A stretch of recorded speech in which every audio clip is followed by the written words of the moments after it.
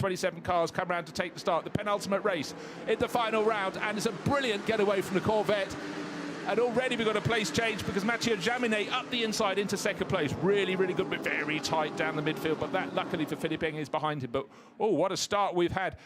But what a terrible start from the outside of the front row from Lucas Stoltz. He's been edged back down to second, nearly down to third, nearly worked his way back even further at the first corner. Of course, you have someone going wide, gaining a bit of ground by running wide, and then we have the spinners down at the back of the field. Now, which of the Lamborghinis? It looks as though it was the one from 8th place overall, Rolfin Eichen going for a spin, having started, oh dear, Indy Donchi in the bright green. Oh dear, will we have a safety car? I think we will. We have the track is blocked, the Nissan is off, one of these Audis is off, so they didn't get as far as the hairpin on the opening lap, and I'm afraid we'll have to have a replay to see who triggered that. Now, is the BMW still going? Philippe Eng is, I think that was just around the point where his car was in the field. The man filter Mercedes has got going again. That was involved in the clash. Still racing at race speed at the front of the field. It's Gunon leading the way.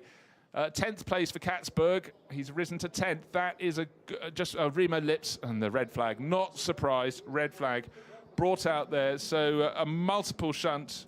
Remo Lips out of the number 22 Nissan. That was down towards the tail of the order. I feel he probably got caught up in what happened ahead of him. You can see damage on the nose of the 84 Mercedes as well. That's Patrick Assenheimer sharing with Maxi Gotts. So these are the cars that started around the tail end of this 27 car field. So we've lost there the number 22 Nissan.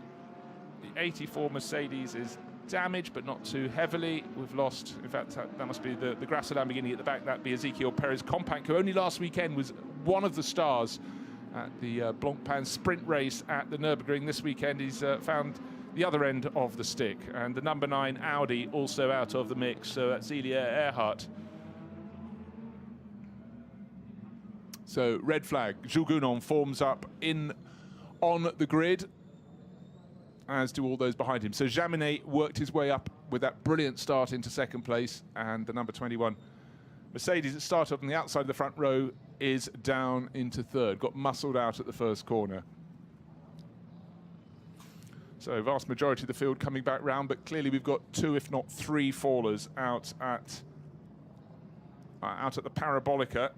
So I think it was possibly cars running wide at the Bernie Eccleston curve, coming back onto the circuit and maybe trying to go 2 or 3 abreast, and then things going slightly wrong.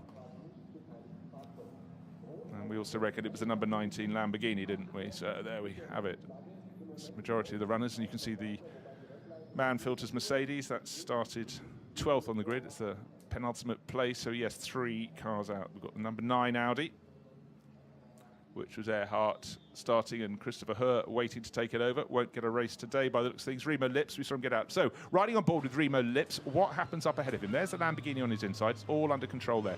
Round the Bernie Eccleston curve. Very useful having this camera on board one of the cars that ended up in trouble. Lamborghini goes to the outside. Someone kicks up the dirt. Oh, 2 cars off, and then well, Remo Lips, you felt he did a brilliant job of trying to thread the eye of a needle, and it just didn't quite work. So I'm afraid totally innocent party in there. Now, have a look from the front. It was a couple of cars ahead. The Mercedes runs off the circuit. 2 other cars go off the circuit. Okay, they come back. Oh dear, ironically, one GRT Lamborghini comes on and causes the other to go spinning round. So big impact there for Ezequiel Perez Compact. And the other Grasser Lamborghini, I'm afraid, actually played a role in that, which was Rolfin Eichen rejoining the circuit. So very, very unfortunate. Race stopped, as you can see. The clock still counts down. Riding with Nicky Katzberg. Bear in mind, this is a championship challenging car. Now, that's yellow Mercedes on his right. Lee Doncher got caught out. There's the Audi that got in trouble. Now, the first of the Lamborghinis hits the grass on his side, goes for a spin. That was a big save. So Philippe Eng owes a big pat on the back. His championship hopes are still alive, but they could have been almost extinguished there. No wonder Philip has just aged many years. Charlie Lamb has been there, seen it, done it, but that was the closest of misses for the car that is starting second in the championship battle. Could have been almost over and out. So Philippe Eng massively relieved.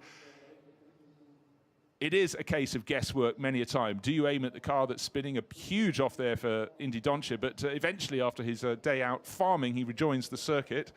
No damage done, just in fact ahead of one of the GRT Lamborghinis, but unfortunately we have one of them stationary on the circuit there.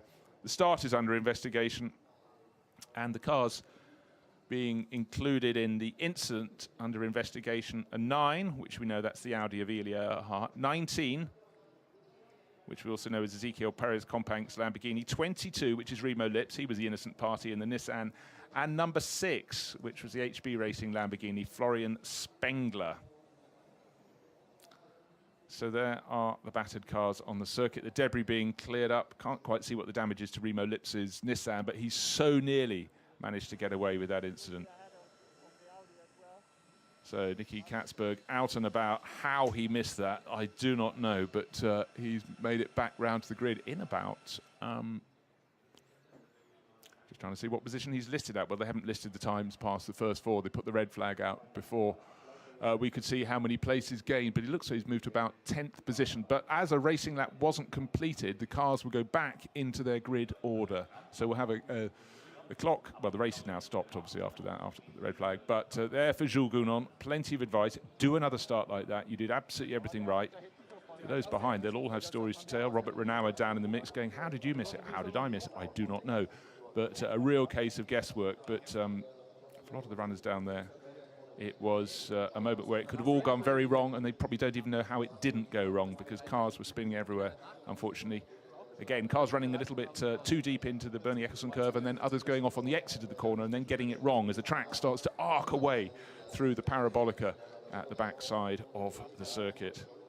Good to see some people are smiling, but I think it's relief as much as anything that they did not get caught up in that incident. And good to see that none of the championship challengers did. Right aboard again with Remo Lips, who started the race down just outside the top 20 positions, and then look, cars coming from the left and the right. The number 9 Audi, Elia Earhart, ran across the right of the circuit, clattered Ezequiel Perez Companc, who was already seeing one of his teammates spinning out on the grass. And you don't want to point blame, but I don't think Perez Companc was to blame for that one. He got hit from the side, and in the pit lane, it's a sharp exhalation of breath.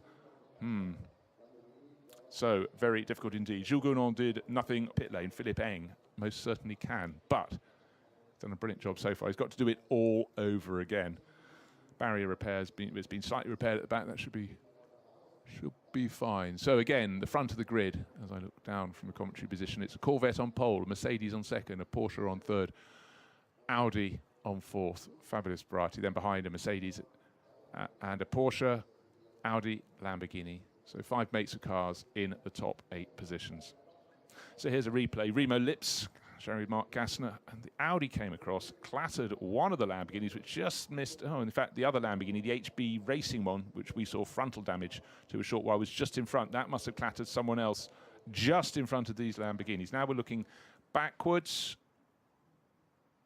That was backwards from the... I think that was the 19 Perez Companc car, but so you can see some people actually braked on the back straight, or more to the point,